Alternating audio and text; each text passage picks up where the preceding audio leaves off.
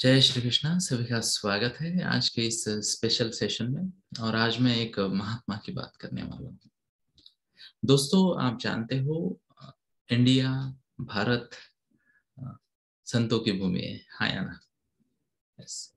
और महाराष्ट्र उसमें भी इस बात में हमेशा अग्रसर रहा है। और महाराष्ट्र ने बहुत बड़े बड़े संतों को महाराष्ट्र की भूमि ने जन्म दिया है। क्या आप जानते हो?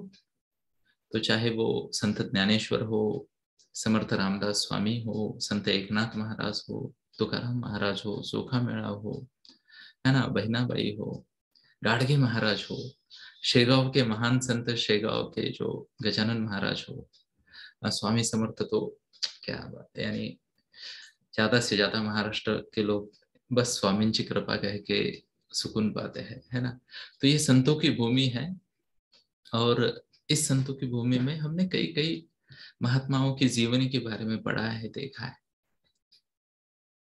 पर आज मैं आपके सामने एक ऐसे ही महात्मा की जीवनी चरित्र भी मैं लेके आऊंगा। दोस्तों, मेरा वादा है आपसे कि पूरा चरित्र और उनकी डिटेल, 84 साल की तपस्या उनकी, मैं रिपीट बोलूंगा, 84 साल की तपस्या। हो सकता है हमारे सेशन में 2-3 लोगों की उम्र की एडिशन उतनी ना हो।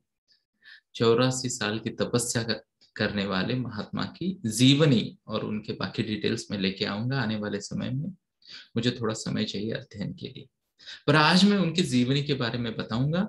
और इसके लिए मैं आपको थोड़ा सा बैकग्राउंड बताऊं कि मेरी बहुत इच्छा थी दोस्तों, पिछले साल भी इस साल भी, कि थोड़ा समय भगवंत भक्ति में लगाऊं। और मैं वारी में जाना चाहता था, पंढरीची वारी।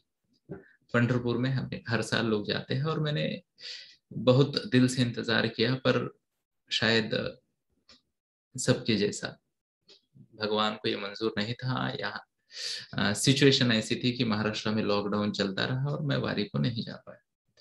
पर मेरे मन की उत्कंठा कहो या इच्छा कहो, ये इतनी ज्यादा थी कि मैंने तय कर लिया, मानस बना लिया कि किसी भी हाल में इस साल यानी 2021 में मैं कहीं ना कहीं भगवंत भक्ति में थोड़ा समय बिताऊंगा। तो इस कार्य में मुझे बहुत बहुत बहुत ज्यादा मदद की मेरे एक दोस्त है, अश्विन जी। उन्होंने कहा कि सर, क्वारंटाइन के नियम बहुत कड़क है और आपको ऐसी ही जगह पे रहना चाहिए जहाँ पे ना के बराबर लोग आते हैं ना, ना के बराबर, ताकि ये बाकी नॉर्म्स, गवर्नमेंट के रूल्स वगैरह भी फॉलो हो जाए। तो बड़े बड़े मंदिरों में, जैसे मैंने नाम लिया कि मैं सज्जनगढ़ जाना चाहता था, या फिर गोंदोले महाराज के मठ में या शेगांव में, पर वहाँ पॉसिबल नहीं था। तो किसी छोटी जगह जहाँ क्वारंटाइन के नियमों का फॉलो हो सके। तो अश्विन जी को मैं मिला श्रावण मास की शुरुआत में, और उनसे भी विनती की कि कुछ अगर आप मेरी मदद कर सकते हो। तो वह मुझे इस जगह लेके गए। How many of you believe, ये जगह बहुत ही सुंदर है। और उन्होंने मुझे एक फोटो के साथ यहाँ ड्रॉप कर लिया, और ये था वो फोटो। और उस वक्त मुझे नहीं पता था कि मेरे पीछे ये अश्वत्थ वृक्ष को जो संध्या परिक्रमा कर रहे हैं, यही वो महात्मा है जिनके चरणों में मुझे 1 महीना रहने का मौका मिलने वाला था। और उस वक्त मेरी और उनकी पहचान भी नहीं थी। तो अश्विन सर ने मुझे वहां छोड़ा, अश्विन भाई ने मुझे वहां छोड़ा, और एग्जैक्ट 1 महीने बाद वो मुझे वहां से लेने आ गए। और पता नहीं कैसे मुझे ही मेरी आंखों में एक सात्विकता और एक शांति नजर आने लगी। यानी ये फोटो देखा तो संतों के सहवास से व्यक्ति का जीवन बदल जाता है, ये मैंने सुना तो था, पर मैंने अनुभव किया। तो कितने लोग एक्साइटेड है जानने के लिए कि कौन है ये महात्मा और क्या है इनकी जीवनी? तो जीवनी अगली बार आएगी, मैं उनकी दिनचर्या के बारे में बताऊंगा। अब मैं आपको एक बात बताऊं, मैंने फ्रैंकली स्पीकिंग, मैं स्वयं एक बहुत ही डिसिप्लिन्ड व्यक्ति हूं, ऐसा मुझे लगता है। सेफर साइड में ये स्टेटमेंट। और मैं इतना इम्प्रेस हुआ कि किस तरीके से ये जो महात्मा जी है, वो महंत है। महंत आपको पता चलता है, आध्यात्मिक गुरु है, महंत है। और उनको प्यार से लोग मन जी कहते हैं। महंत जी लंबा होता है ना, तो मंजी कहते हैं, मंजी, हमारे यहाँ हर चीज का शॉर्ट फॉर्म किया जाता है, तो मंजी कहते हैं प्यार से। अब और बाहर के लोग उन्हें महात्मा जी या बाबा जी कहते हैं। तो अगर मैं मंजी कहूँ, महात्मा जी कहूँ, महात्मा कहूँ या बाबा जी कहूँ, तो मैं इन्हीं के बारे में बात कर रहा हूँ। इस बात को समझते हैं। तो ये वीडियो और ये इन्फॉर्मेशन आपके पास कैसे आ रही है उसके बारे में मैं थोड़ी सी बात बता दूं आपको। हुआ ये कि मैंने महीना भर ऑब्जर्व किया और मैं मौन में था, ध्यान में था, ज्यादा बात नहीं करना था, जरूरत की ही बात है, बाकी मैं शांत रहा महीना भर। पर towards the end of the month मुझ पे इतना पॉजिटिव परिणाम हुआ उनके ओवरऑल, जिसे कहते हैं ना, तेज का और आध्यात्मिक ताकत का, शक्ति का, कि मैंने उनसे परमिशन मांग ली। कि मैंने कहा बाबा जी मैं आपका थोड़ा सा वीडियो शूट करना चाहूंगा। तो अंतिम 2 दिनों में मेरा जो वहाँ निवास था, अंतिम 2 दिनों में मैं उनके साथ रहा और थोड़ा बहुत मैंने शूटिंग कर ली। यस। तो ये कुछ 30-35 छोटे छोटे वीडियोस है जो मैं आपके साथ शेयर करूंगा और कमेंट्री शेयर करूंगा। अ, तो ये उनकी जीवनी है, सुबह से शाम तक क्या करते हैं वो। तो शुरुआत करें, हाथ दिखाइए। अगर आप एक्साइटेड हो तो टाइप करें E for excited. Yes, thank you, really appreciate. तो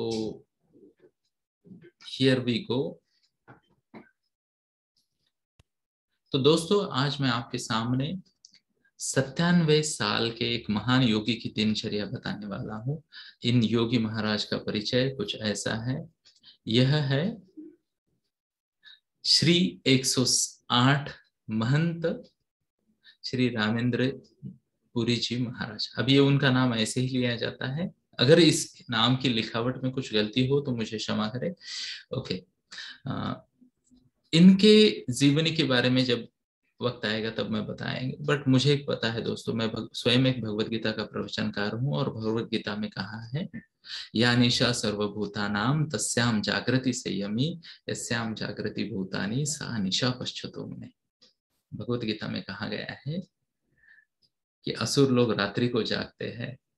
असुर लोग रात्रि, असुर यानी राक्षसी प्रवृत्ति के लोग रात्रि को देर तक जागते हैं। कुछ लोग सर पे हाथ रख रहे हैं खुद के, है ना। और सात्विक लोग ब्रह्म मुहूर्त पे जागते हैं, ब्रह्म मुहूर्त पे। तो हुआ ये कि रोज सुबह मैं 3:45 बजे वहां उठता था, ठंडे पानी से नहाता था और तुरंत, सॉरी, 3:45 बजे उठ के ठंडे पानी से नहा के मैं मंदिर में आ जाता था। 1 आध घंटे का ध्यान, 5 बजे की आरती करके आगे बढ़ता था। और रोज सुबह मैं देखता था कि बाबा जी का लाइट चल रहा है मेरे से पहले से। ओके, तो मैंने शुरुआत की, मैंने सोचा कि मेरी शूटिंग वही से हो कि दिन की शुरुआत में। तो लेट अस सी ये टेक्नोलॉजी हमें कितना सपोर्ट करती है। तो ये सुबह सुबह का चित्र है दोस्तों, सुबह के ब्रह्म मुहूर्त का समय है और मैं इस तरीके से गया। वह अपनी छोटी सी रूम में सुबह सुबह पूजा अर्चना करते हैं। और यहाँ पे अगर आप देखोगे तो यहाँ पे कैमरा और मैं रुक जाता हूँ। इसके आगे उनके रूम में एंट्री सबको नहीं है, क्योंकि वो चाहते हैं पवित्रता, और पवित्रता के सभी नियमों का पालन हो, है ना। तो मैं वहां गया, रिकॉर्डिंग कर ली और मैं इंतजार करता रहा कि वो कब आते हैं और क्या करते हैं। तो एग्जैक्टली कॉपी पेस्ट मैं आपको उनकी दिनचर्या दिखाने का प्रयास करूंगा, जिसे कहते हैं ना हाइलाइट्स ऑफ द डे। तो थोड़ी देर बाद मैं रुका रुका, बाबा जी की पूजा खत्म ही नहीं हुई, और फिर जब खत्म हुई तब मैं थोड़ा रेस्ट लेने दूर तक आ गया था। तो ये कैमरा थोड़ा दूर से चल रहा है ना। बाबा जी बाहर आए और यहाँ पे तुलसी दिख रही है आपको, क्या आप देख रहे हो यहाँ पे? तुलसी की उन्होंने पूजा की। वो दिन की शुरुआत भगवंत की आराधना से करते, 1 आध घंटे का मेडिटेशन होता है उनका।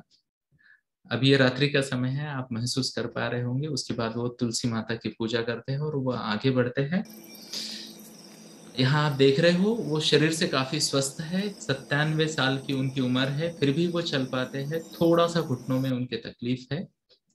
और यहाँ चलने के बाद वह गौ माता का पूजन करते हैं। कृपया देखिए, यहाँ हमें सीखना पड़ेगा दोस्त कि किस तरीके से वो गौ माता के चरण स्पर्श करके, उनके चरणों को धोकर, उनको प्रणाम करके, बड़ी ही नम्रता पूर्वक गौ माता की पूजा करते हैं। और वो कुछ मंत्रों का जप भी करते हैं। एंड मैं देखता रहा, सोचता रहा, और जैसे कहते हैं ना, इन कहते हैं, समय के इस पलों को सोखता रहा, सीखता रहा। उसके बाद आगे बढ़ जाते हैं। यहाँ एक अश्वत्थ वृक्ष है, उनकी भी वो पूजा करते हैं जो राइट में है। वो शायद अगली बार आएगा। दिन में 2 बार पूजा होती है वो वृक्ष की। एक बार सुबह सुबह इस वक्त, और एक बार शाम को। यहाँ आपने देखा कि वो पूजा के लिए मंदिर में जब आते हैं तब यहाँ मंदिर में कोई नहीं था, आपने देखा है ना। तो आने के बाद वो अपने तरीके से बजाकर सीधा मंदिर नहीं, यहाँ और बाकी फॉर्मेलिटीज है। बाजू में एक औदुंबर का वृक्ष है और कई सारे दूसरे वृक्ष हैं। उनको वह पानी देते हैं, उनको पूजा करते हैं, और फिर वह मंदिर में आते हैं। और सुबह सुबह फिर पूजा का सत्र चला रहता है। 20 से 25 मिनट यहाँ फिर से पूजा होती है। यानी सूर्य के, जिसे कहते हैं ना, हम कहते हैं भाग्य उसी का जागता है जो सूरज को जगाता है। तो सूरज के आने से पहले इनकी 2-2.5 घंटे की पूजा अर्चना और ध्यान हो जा चुका होता है। How many of you believe? Amazing है। अब ध्यान से सुनिए दोस्तों, हम सोचते हैं 15 मिनट की मेडिटेशन में ऐसे ऐसे करते हैं ना, कब खत्म होगा, कब आंखें खोलेंगे। हाँ, 2-2.5 घंटे का ध्यान, मौन, और ये एंड यही एक रीजन है। मैं आपको बताना चाहूंगा, रिसेंटली उनकी हेल्थ चेकअप हुआ। उनका कार्डियक आउटपुट 61 है, as good as someone in 40 age के लोगों का होता है आज भी 97 की एज में, और इतना वो कर पाते हैं। तो how many of you are really impressed कि यार ये सच में आउट ऑफ द वर्ल्ड है ना। है ना, मैं सोचता था कि 40 साल की उम्र में सचिन दिन भर क्रिकेट कैसे खेल पाता है ना। अब ये 97 की उम्र में ये क्या क्या करते हैं, ये सोच के मुझे पक्का पता है कि आप ऑलरेडी ये हो रहे होगे। और मैं आपको एक बात बताऊंगा, मेरी इतनी तो बाबा जी के साथ बनी है कि आपको उनके दर्शनों का लाभ भी मिलेगा अगर आप आना चाहोगे तो। उसके डिटेल भी मैं एंड में दूंगा। थोड़ा आगे बढ़ते हैं। ये पूजा पाठ के बाद बाबा जी अपने रूम में जाते हैं। फिर से, हाँ, ये मंदिर का ये है जहाँ कोई होता नहीं है ना। आरती होती है तो ज्यादातर मैं और ये जो महात्मा जी है गणराज जी, वो भी ब्रह्मचारी सन्यासी है, हम ही वहां पूजा को होते हैं इतनी सुबह सुबह। हाँ, ये मंदिर की थोड़ी विशेषता मैं बताना चाहूंगा। यहाँ श्रावण के महीने में हर रोज श्रृंगार होता है, श्रृंगार। यह है केशव पुरी महाराज जो कि बाल ब्रह्मचारी है। ये आपको जो दिख रहे हैं, इनके बारे में मैं एक स्टोरी बताना चाहूंगा। वो ये मंदिर के जिसे कहते हैं ना, आगे वाले महंत होंगे।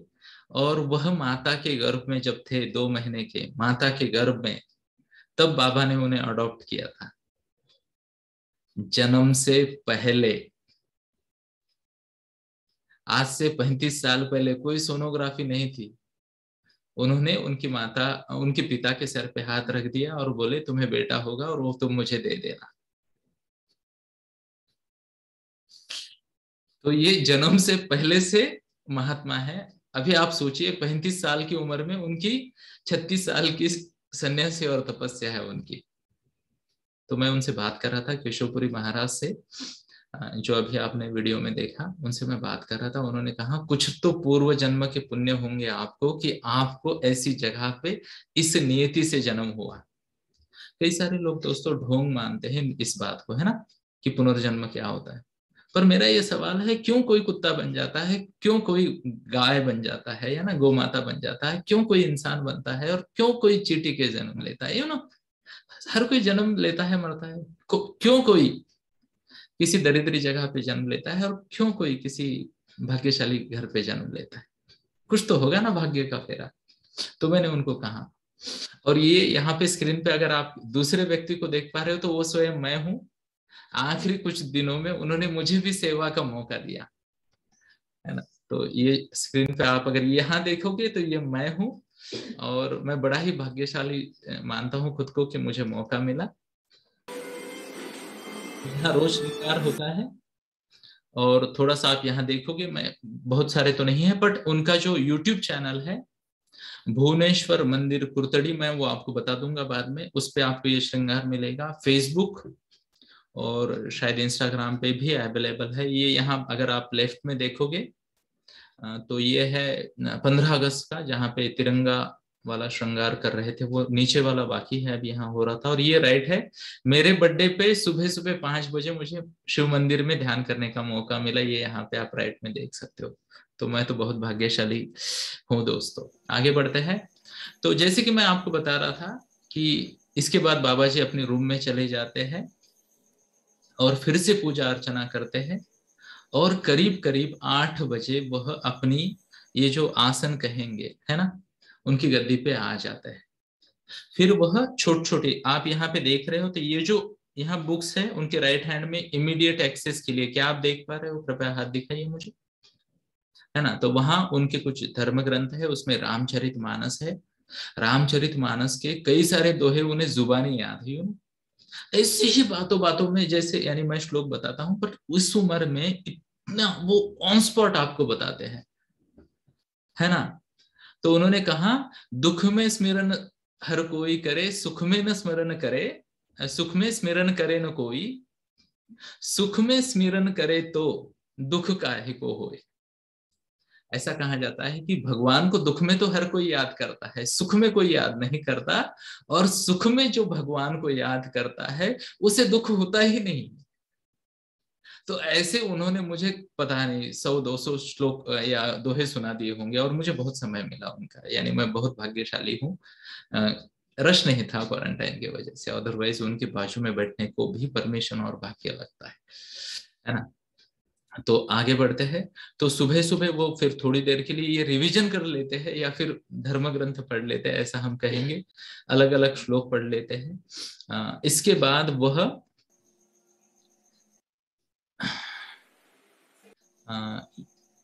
एक और उनका ये होता है, जो कि अगले राउंड में भी आएगा। पढ़ने के बाद वो फिर भगवान का नाम लिखते, एट दिस एज वो रोज अपनी डेली डायरी में, अभी वो शेड्यूल नहीं लिखते, वो नाम लिखते भगवान का, जैसे हमारे मराठी लोग लिखते ना, श्री स्वामी समर्थ, स्वामी समर्थ, श्री स्वामी समर्थ, तो वो आज भी लिखते हैं अमेजिंगली।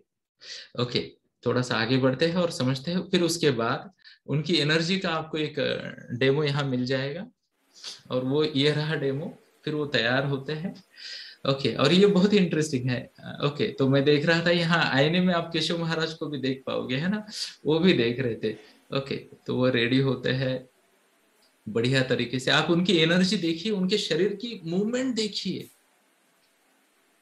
यानी बहुत सारे लोग 75 साल की उम्र में अगर जिसे कहते हैं ना, अपने काम खुद कर पाए, है ना, खुद उठकर इधर उधर मुंह कर पाए, तो बहुत भाग्यशाली सोचते हैं लोग। बट महात्मा जी के पुण्य का ये जो बल है, ये इतना ज्यादा है। आप उनकी एनर्जी देखिए, क्या आपको उनकी मूवमेंट में वो नजर आ रहा है, आ रही है एनर्जी, है ना।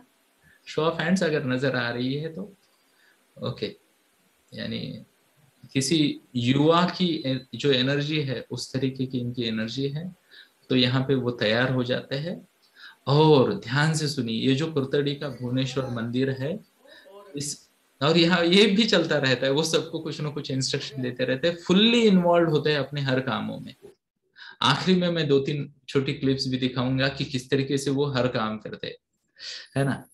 तो इसके बाद वह इस मंदिर से दूर 15 किलोमीटर दूर और एक दत्त मंदिर है, वो उस मंदिर के भी महंत है। हर रोज वो बिना गलती के वहां जाते हैं 2-3 घंटे के लिए। तो क्या आप वहां चलना चाहोगे? तो चलो आगे बढ़ते हैं। तो मैं आप सबको निमंत्रित करता हूं कि आइए मेरे साथ गाड़ी में बैठिए और मंदिर चलते हैं। तो ये हम निकले बाबा जी के साथ। भाग्यशाली है लोग जो कि यहाँ जाते हैं। तो बस यहाँ पे हमारी गाड़ी शुरू होती है। अभी आईने में, एक मिनट, यहाँ पे आपको दिख रहा होगा, यह मिरर में मैं हूँ, शूटिंग कर रहा हूँ, है ना। क्या आपने मुझे देखा? यस। तो और ये संजय जी है जो कि पिछले 21 साल से बाबा जी के साथ है, उनके वो सारथी है, ये जो अभी गाड़ी का दरवाजा बंद कर रहे हैं। और ये हम निकल पड़े, ये वहां का रास्ता है।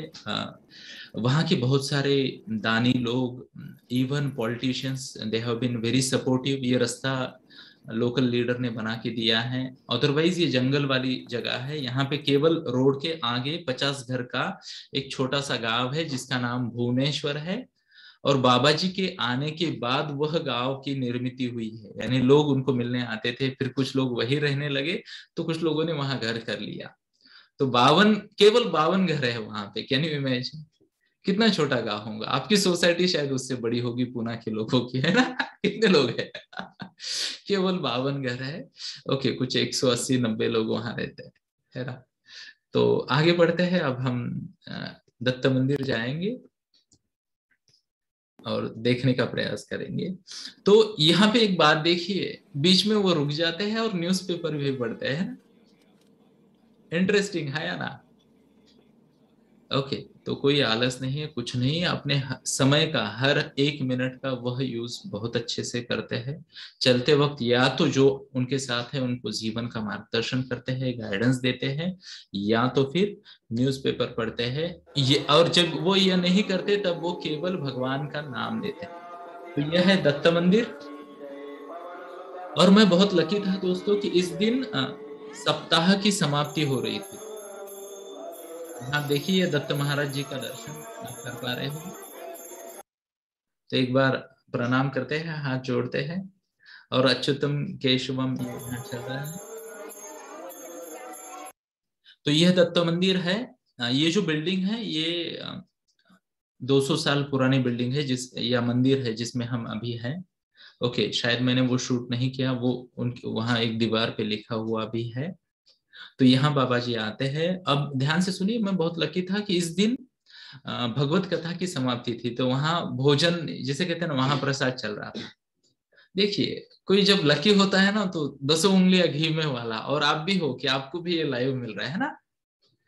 तो मैं शूटिंग कर रहा था, और उसी दिन, अदरवाइज बाकी दिनों में वहां सिर्फ वो आने वाले भक्तों को आशीर्वाद देते हैं, मार्गदर्शन करते हैं, 2 घंटा उनके साथ समय बिताते हैं और वापस आ जाते हैं। तो आगे बढ़ते हैं, हम देखते हैं यहाँ क्या चल रहा था।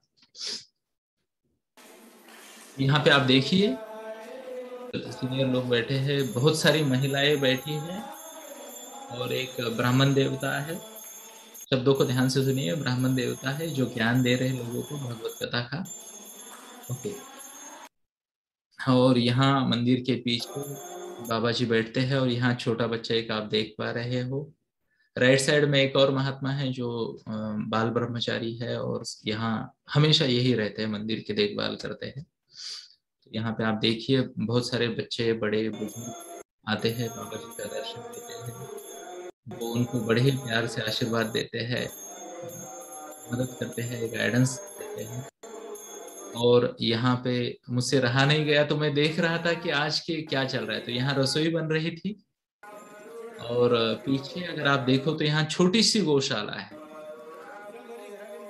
ओके, तो हाँ, यहाँ क्लोजअप में आप देखिए, ये 2-3 दिन का बच्चा है, गाय का बच्चा है। थोड़ा रुकते हैं, यहाँ फिर से देखते हैं, ये छोटा वाला है ना, ये 2-3 दिन का ही है। ओके, मैं वहां गया, उनके साथ थोड़ा समय मैंने व्यतीत किया। और मैंने जब अभी कहा छोटी सी गौशाला, तो मैं आपको दिखाऊंगा बाबा जी के पास। बाबा जी गौ माता से बहुत प्यार करते हैं, और वृद्ध गाय जो होती है जिनको कोई ध्यान नहीं देता, ऐसी बहुत सारी वृद्ध गाय, शायद 80 से ज्यादा गाय उनकी गौशाला में है, और वहां वो उनकी देखभाल करते हैं। देखो यार, दूध देने वाली गाय को हर कोई उसकी पूजा करता है ना? और दुर्दशा यह है दोस्तों भारत की, कि बूढ़े माता पिता और बूढ़ी गाय का दोनों का सम्मान बंद हो गया। मैं आशा करता हूँ कि धीरे धीरे हमारे देश की युवा पीढ़ी जो है हमारी संस्कृति को समझे, हमारे धर्म को समझे, गौ माता, माता पिता गुरु समाज और धर्म का आदर करे। ये मैं उम्मीद करता हूँ, और आगे बढ़ते हैं ना। कितने लोगों को मजा आ रहा है, जरा हाथ दिखाइए, और टाइप करें ब्लेस्ड अगर आपको लग रहा है कि एक ब्लेस्ड फीलिंग है। आगे बढ़ते हैं, तो गौशाला के बाद हम आगे बढ़े। और यहाँ पे आप देखिए, ये छोटा सा बच्चा दिख रहा है, ये पानी सर्व कर रहा है, अब मैं आपको बताता हूँ, यहाँ कोई केटरर सर्विस नहीं है। ओके, ये गांव है, यहाँ यूनिटी से काम चलता है। पहले राउंड में कुछ 270 लोग खाने को बैठ गए थे, और अमेजिंगली 7 मिनट में सबको परोस के हो गया था, तो बाबा जी ने मुझे आग्रह किया, जहां से मैं शूटिंग कर रहा हूँ वहीं पे मैं खाना खाने बैठा था। बाबा जी ने मुझे कहा, प्रसाद का त्याग नहीं करते हैं और आप तुरंत ले लो। आपको ये बता दूं, बाबा जी दिन में केवल एक बार भोजन करते हैं, दोपहर के समय में, और शाम को अगर लगा तो एक आधा फ्रूट खाते हैं, अदरवाइज केवल एक वक्त वो भोजन करते हैं दोपहर के समय में। उसके बारे में भी मैं बताऊंगा और हो सके तो दिखाऊंगा। देखिए आप बढ़िया तरीके से यहाँ कुछ सीनियर सिटीजन्स भी दिख रहे हैं आपको, है ना, जो सर्व कर रहे हैं, बच्चे सर्व कर रहे हैं, यहाँ देखिए।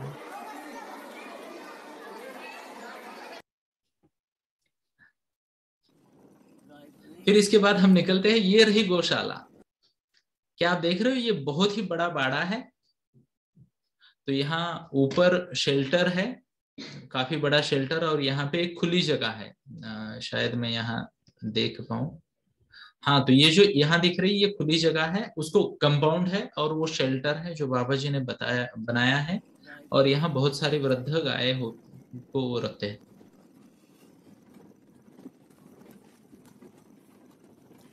गौशाला मेरी। हाँ। फिर से सुनते हैं, उन्होंने कहा, ये गौशाला है मेरी।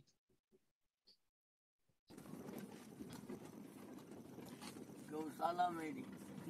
हाँ। और यहाँ आपने देखा होगा, एक गाय वहां है, बाकी चरने गई थी। शायद इसका छोटा, जिसे कहते हैं, या तो बच्चा होगा या फिर कुछ और रीजन होगा, वो वही थी, बाकी सब चरने गई थी। बाबा जी की काफी सारी खेती है। गौशाला मेरी। ओके, हाँ। ये जो यहाँ आपको खेती दिख रही है, आजू बाजू में कुछ लोग अभी दिखेंगे काम कर रहे, ये बाबा जी की ही खेती है। और वहां पे वो गौ माता का रक्षण करते हैं, उनकी सेवा करते हैं। ऐसे ही एक प्यारी सी सीन मैं आपको दिखाऊंगा। ये बच्चा भी 1 दिन का है, 1 से 2 दिन का। प्यारा है ना। यस, बाबा जी को बहुत प्यार है गौ माता से। आगे बढ़ते हैं। हम्म, तो बाबा जी को जब भी समय मिलता है, बाबा जी अ, जब लोग आसपास होते हैं, है ना, जैसे अभी बाहर तो ये पूजा चल रही थी, तो बाबा जी उस समय का को भी यूटिलाइज कर लेते हैं। इसके बाद बाबा जी वापस आते हैं अपने अ, इस स्थान पे, और फिर वह 1 घंटे का ब्रेक लेते हैं, विश्राम लेते हैं दोपहर के समय में। उसके बाद भोजन करते हैं, और फिर आके बैठ जाते हैं। अब आप उनका ना पोस्चर देखिए, बॉडी पोस्चर देखिए, और मैंने उन्हें 4-4 घंटे ऐसे बैठते देखा है। उम्र आपको पता है, आगे मैं ज्यादा बात नहीं करूंगा, देख लीजिए, यानी। ओके, तो यहाँ पे बाबा जी बैठते हैं, फिर से वही कि वो, अभी यहाँ उनकी नोटबुक आपको दिख रही होगी ना, तो फिर वह फिर से एक बार पढ़ेंगे, हमारे धार्मिक ग्रंथों का पठन करेंगे वहां बैठकर। और मैंने शायद उसको, जो है ना, कौन सा है देखने की कोशिश की, पर नहीं दिख रहा। ओके, ये पढ़ते हैं, फिर इसके बाद बाबा जी वहां पे, ये जो मैंने कहा ना, वो रोज नाम भी लिखते हैं। ओके, तो राइटिंग प्रैक्टिस अभी भी उनकी बनी हुई है। ओके, और ये नोटबुक भी काफी पुरानी है उनकी। तो वहां पे वो नाम जप करते भी है, यानी मैंने उनको जब देखा ना दोस्तों, तो उनका हाथ, ये जो माला है वो कंटिन्यूअस चलती रहती है, कंटिन्यूअस चलती रहती है, दिन भर दिन भर दिन भर।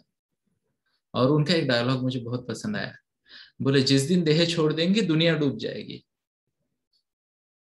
यू नो, जिस दिन देह छोड़ देंगे दुनिया डूब जाएगी। तो आगे की चिंता नहीं करते। देखो, जब जाएंगे तो हमें यहाँ कोई कर्तव्य नहीं, सिर्फ प्रभु का नाम ले, ताकि गति अच्छी मिले। और वो हमेशा ये कहते हैं, मैंने पिछले जन्म में कुछ भाग्य का काम किया होगा, जो मैं आज यहाँ तक पहुंचा हूँ, है ना। तो ब्लेसिंग्स को फील करे, एंजॉय करे, और नम्रता बनाए रखे दोस्तों, है ना। आगे बढ़ते हैं। इसके बाद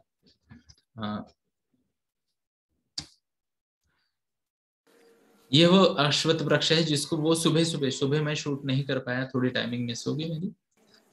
ओके, तो सुबह सुबह और शाम को दोनों वक्त वह इस अश्वत्थ वृक्ष की पूजा करते हैं। इसका मैंने पहले ही फोटो में आपको दिखाया अश्वत्थ वृक्ष का, है ना। तो इसकी पूजा करते हैं, फिर इसके बाद शाम की आरती होती है। ओके, तो आरती को भी बाबा जी रोज उपलब्ध होते हैं, आते हैं। और अगर यहाँ पे आप देखोगे तो इस दिन बारिश हो रही थी, है ना, पर बाबा जी अपनी दिनचर्या से कभी रुकते नहीं हैं।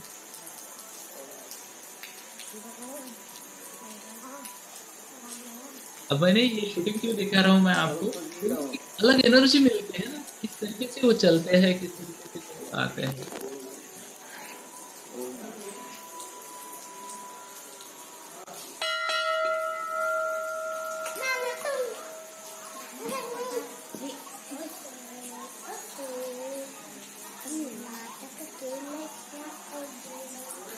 और अमेजिंग है, ये अमेजिंग मोटिवेशन का है।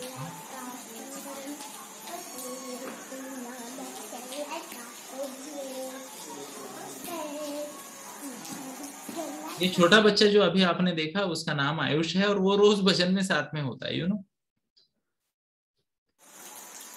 कहाँ गया वो?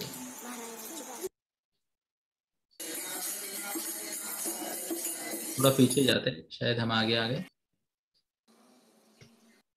यहाँ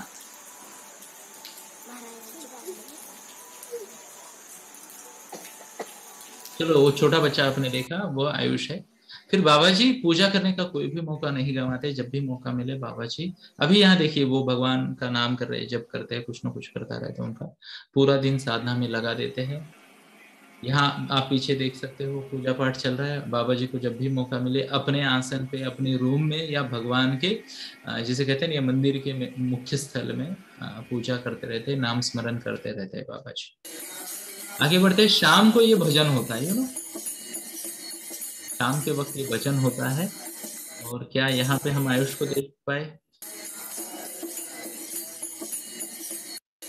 हाँ, ये जो है ना, ये देखो, ये मैंने कहा छोटा बच्चा, ये आयुष है। और ये उसकी दीदी है आरोही। ये बच्चे रोज भजन को वहां बैठते हैं। अमेजिंग, आधा घंटा भजन चलता है। और दोस्तों, मैं इतना भाग्यशाली रहा कि मैं जो भजन है, ये भजन में सम्मिलित होने का मुझे मौका मिला।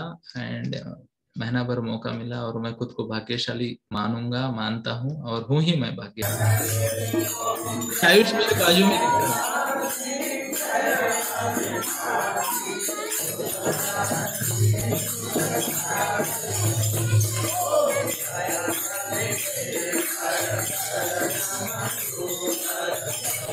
बहुत ही ज्यादा डिमांड है स्त्रियों के दोस्तों।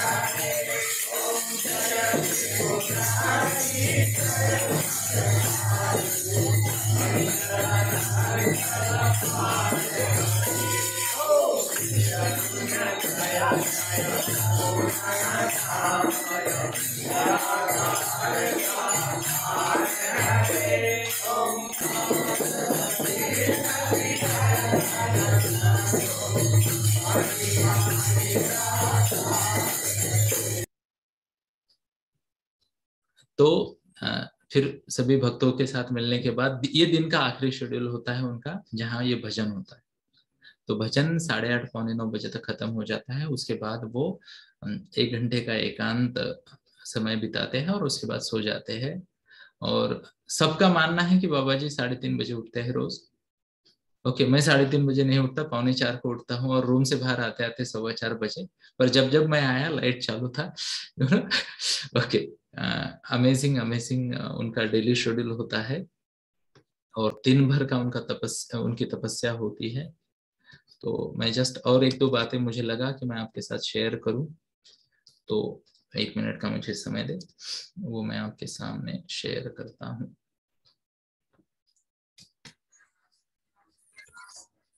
तो ये जो शाम के समय भजन होता है, इसके बाद बाबा जी विश्राम करते हैं। मैं आपको बताना चाहूंगा बाबा जी के कुछ बाकी एक्टिविटीज के बारे में। एट दिस एज, ये पोला था, अभी अभी श्रावण के आखिरी में पोला था।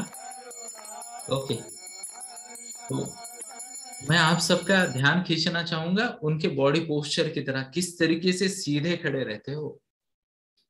क्या आप देख पा रहे हो? है ना?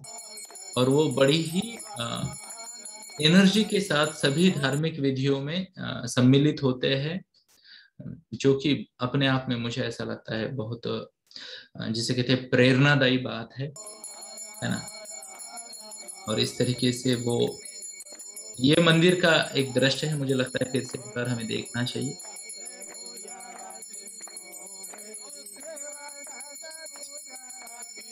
ये केशवपुरी जी महाराज है, जिनके बारे में मैंने आपको बताया। ये जन्म से पहले से ही समर्पित रूप से बाबा जी के साथ है। मैं तो मानता हूँ ये बहुत बड़े भाग्यशाली है, और वो स्वयं भी एक धर्मात्मा है, महात्मा है, और बड़ी ही निष्ठा के साथ भगवंत भक्ति में लगे रहते हैं। इसके बाद आरती का मुझे भी मौका मिला।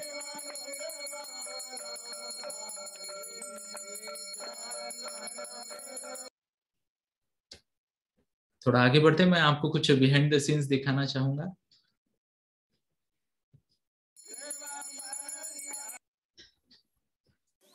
ये मंदिर की दूसरे एंगल से आप यहाँ मंदिर देख पा रहे हो। यहाँ बैलों की पूजा से पहले उनको नहलाया जा रहा था। यहाँ मैं शायद, हाँ, यहाँ मैं आपको ये बताना चाहूंगा, बैकग्राउंड में जो आपको दिख रहा है, यह एक बहुत बड़ा पंडाल है जहाँ अन्नदान चलता है। और गरीब लोगों की, या बहुत सारे भक्तजन भी, गरीब ही क्यों, अमीर लोग भी आते हैं, और वो वहां पे शादी का उत्सव भी होता है। पीछे जो आपको ये पंडाल दिख रहा है, ये है ना, तो 60 बाय 90 फीट का एक बड़ा पंडाल है। फिर से एक बार बाबा जी हमेशा धन्यवाद देते हैं सबको। बड़े बड़े लोगों ने वहां कंट्रीब्यूट किया है, भक्तों ने कंट्रीब्यूट किया है। आगे बढ़ते हैं। शायद कैमरा घूमे तो मैं मंदिर का थोड़ा परिचय दूं। हाँ, ये जो एरिया दिख रहा है, यहाँ 4 से 5 खोलिए, फिर से एक बार भक्तों का योगदान रहा है इसमें। और यहाँ भक्तों को रहने की व्यवस्था है। और ये जो दरवाजा है, मैं भाग्यशाली रहा, ये रूम नंबर 4, जहाँ मुझे महीना भर रहने का मौका मिला। इसके बाद लेफ्ट में ये एक और शेल्टर है, यहाँ लोग बैठते हैं, विश्राम करते हैं, और जब कोई नहीं होता गाड़ियां यहाँ पार्क होती है। ये पीछे 3 संतों का मंदिर है, गजानन महाराज, स्वामी समर्थ, और शिरडी के साईं बाबा, इनका यहाँ ये छोटा सा मंदिर है।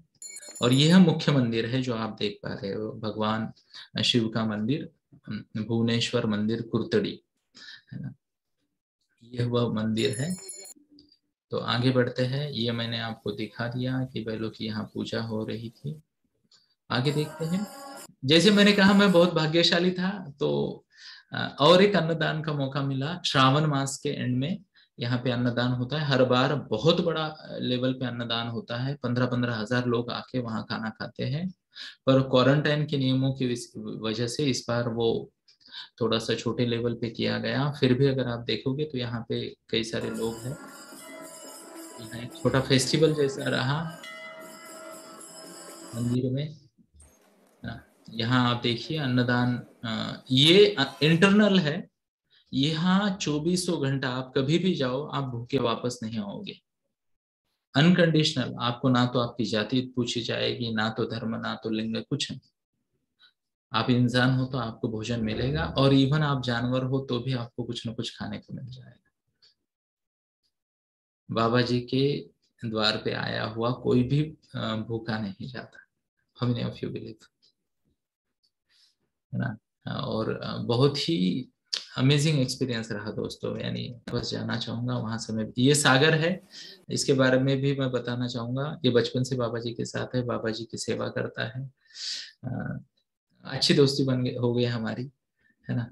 एंड बहुत ही नेक दिल इंसान है ये। यहाँ पे 6-7 लोग हैं, वो ये संजय भाऊ है, ये बाबा जी के ड्राइवर है, 21 साल से बाबा जी के साथ है। अगले वीडियो में आपको इनका भी एक छोटा सा क्लिप मैं आपको दिखाऊंगा, वो उन्होंने अपना एक्सपीरियंस शेयर किया है ना। तो वो भी हम सुनते हैं। यहाँ पे आप देखिए ये अन्नधान्य है, और यहाँ वो महिलाएं कुछ श्रमदान कर रही है। ये आसरा माई है, इनका नाम है आसरा। आसरा यानी आसरा मतलब सपोर्ट, इनका नाम ही आसरा है। और ये 80 साल के आसपास की है, बचपन से बाबा जी के साथ है ये। अब आप सोच सकते हो। ओके, तो बढ़िया है ये भी। तो यहाँ लोग श्रमदान कर रहे हैं ताकि जिसे कहते हैं अन्नदान हो सके। ये एक छोटा सा और क्लिप है जहाँ अन्नदान का एक आप देख रहे हैं बढ़िया तरीके से हो रहा है। और बाबा जी स्वयं और केशव महाराज भी रहते हैं, बहुत अच्छे की तरफ ध्यान देते हैं, और सेवा का कार्य निरंतर चलता रहता है। तो दोस्तों ये रही आपके सामने जो मैंने पेश की 97 साल के महायोगी। अब मैं 2021 की बात कर रहा हूँ, है ना। ये वीडियो कब देखोगे आप मुझे नहीं पता। आज ये 97 साल के महायोगी है श्री 108 महंत श्री रामेंद्र पुरी जी महाराज। और ये उनकी दिनचर्या मैंने आपको बताई। इनको अगर आपको इनके दर्शन करने हैं, दर्शनों का लाभ लेना है, तो आपके लिए ये रहा, ये है शिव मंदिर। ओके, और ये भुवनेश्वर महादेव मंदिर है, जो कि नेशनल है, नेशनल नहीं, एक हाईवे पे है, वारंगा हदगांव रोड है, हिंगोली डिस्ट्रिक्ट में आता है ये, हिंगोली डिस्ट्रिक्ट में, महाराष्ट्र में। काफी फेमस मंदिर है, पर फिर भी एक छोटी सी जगह है, बहुत छोटी सी जगह है। और मैं आप सबको विनती करना चाहूंगा कि कृपया यहाँ आए, दर्शनों का लाभ ले, भगवान के दर्शन का लाभ ले, बाबा जी के सहवास का लाभ ले। और अगर आपको इन्हें फॉलो करना है तो भुवनेश्वर मंदिर कुर्तड़ी, या भुवनेश्वर महादेव मंदिर कुर्तड़ी, नहीं, भुवनेश्वर मंदिर कुर्तड़ी इस नाम से यूट्यूब चैनल है, आप उसे फॉलो कर सकते हो। या तो फिर आई बिलीव फेसबुक और इंस्टा पे भी वो है, आप उन्हें फॉलो कर सकते हो। जाते जाते या रुकने से पहले मैं आपको सिर्फ इतना ही कहना चाहूंगा दोस्तों, मैं तो बहुत भाग्यशाली हूँ। हमने तो केवल सुना था कि किस तरीके से संत एकनाथ महाराज काशी से रामेश्वर पूजा के लिए गंगा जल लेके आए, और चलते चलते एक प्यासा गधा मिला तो उसको पानी पिला दिया वो गंगा जल। कई हजार किलोमीटर चलने के बाद जो जल लेके आए थे, एक प्यासा गधा मिला तो उसको पिला दिया, और तुम ही मेरे रामेश्वर, तुम ही मेरे काशी विश्वनाथ प्रणाम कर दिया। और ये एटीट्यूड मैंने बाबा जी में देखा। और आप और हम सच में दोस्तों भाग्यशाली हैं कि हम ये वीडियो देख पाए, इनके बारे में समझ पाए, सोच पाए, थोड़ा चिंतन कर पाए। और हो सके तो मैं आप सबको स्ट्रांगली रिकमेंड करूंगा, अगर आप कभी मराठवाड़ा में जाए, औरंगाबाद और औरंगाबाद से आगे जाए, तो कुछ घंटों का सफर है। आजकल रास्ते भी बहुत अच्छे हैं, गाड़ियां भी तेज बन चुकी है या ना। तो दर्शन का जरूर लाभ ले। और इवन मुझसे आप संपर्क कर सकते हो अगर डिटेल्स वगैरह कुछ चाहिए तो, है ना। और वहाँ एड्रेस भी मैंने क्लियर कर दिया है। तो दोस्तों मैं आप सभी को मनपूर्वक धन्यवाद देना चाहता हूँ कि आपने ये वीडियो को देखा या इस सेशन को अटेंड किया और इनके बारे में जाना। और मैं आप सबके लिए प्रार्थना करता हूँ कि ऐसे महात्मा के आपको दर्शन हो इनके कृपा बल से। इनफैक्ट एक व्यक्ति, चलो एक और मैं दिखाना चाहूंगा, क्योंकि उनका वीडियो लेना था मुझे, पर फिर से मुलाकात ही नहीं हुई। ओके, वो आखिरी दिनों में नहीं आ पाए। पर मैं आपको एक व्यक्ति के बारे में बताना चाहूंगा। इस व्यक्ति, इनका नाम है देशमुख, और बाबा जी उन्हें देसाई कहते, क्या कहते हैं, देसाई। तो इस वीडियो में आपको एक गृहस्थ नजर आएंगे।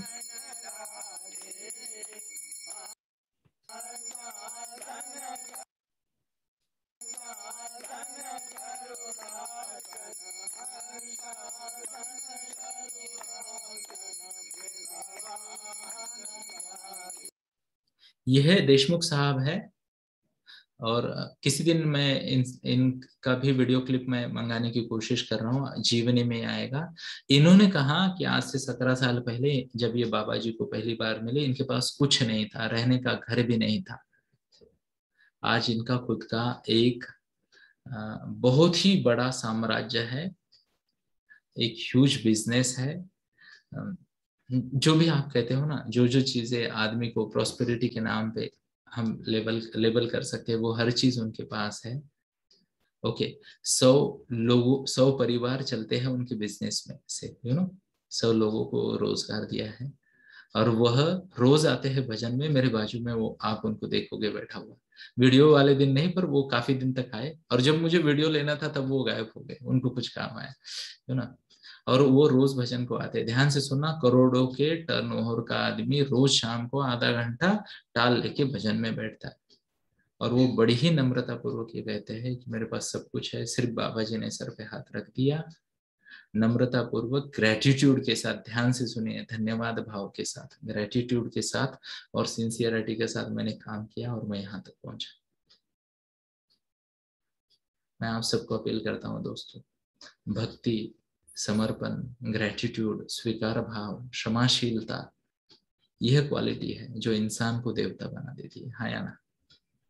तो बाबा जी तो महात्मा है ही, देवतुल्य है ही, बट हम हमारे अंदर के महात्मा को भी ढूंढते हैं। और सत आचरण करने के संकल्प के साथ मैं स्वयं और आपको भी सत आचरण करने की प्रेरणा मिले, यह प्रार्थना के साथ आज के लिए मैं यही रुकता हूँ। आप सबका मनपूर्वक धन्यवाद। अगर आप ये यूट्यूब पे देख रहे हो तो प्लीज चैनल को सब्सक्राइब करें, लाइक करें और फॉलो करें, अपने दोस्तों के साथ शेयर करें, क्योंकि आज के युग में महात्मा का मिलना विरला है। भगवत गीता में लिखा है, मनुष्य नाम सहस्रेषु कश्चित् यतति सिद्धये यतताम अपि सिद्धानाम कश्चिन् माम वेति ततः। 43 साल की उम्र में मेरी उम्र अगर डबल भी कर दूं तो मैं उतना नहीं कर सकता जिनका उनका तपबल है। तो बहुत बहुत बहुत मनपूर्वक धन्यवाद। और साथ ही इसी के साथ ही आज रुकने के लिए आपकी परमिशन चाहूंगा। Thank you. जय श्री कृष्ण।